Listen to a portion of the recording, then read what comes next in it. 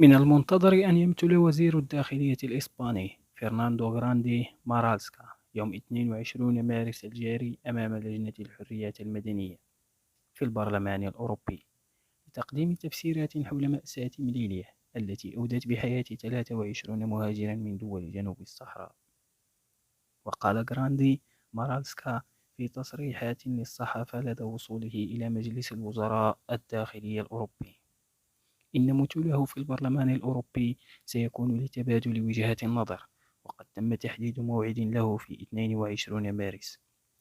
وجهت لجنة الحريات المدنية بالبرلمان الأوروبي التي تدير الأمور المتعلقة بالهجرة طلبا لوزير الداخلية الإسباني للمثول أمام البرلمان الأوروبي، لكنه رفض الحضور في عدة مناسبات.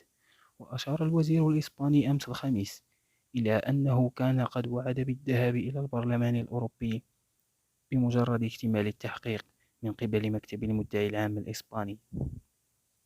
وسبق لوزير الداخلية الإسباني أن دافع خلال مثوله أمام برلمان بلاده عن عمل الشرطة في مواجهة ما وصفه بالعدوان العنيف، مؤكدا أنه اتسم بالتناسب وكان قانونيا وضروريا لاحترام الحدود والدفاع عنها من هجوم عنيف وتعرض له عناصر الحرس المدني.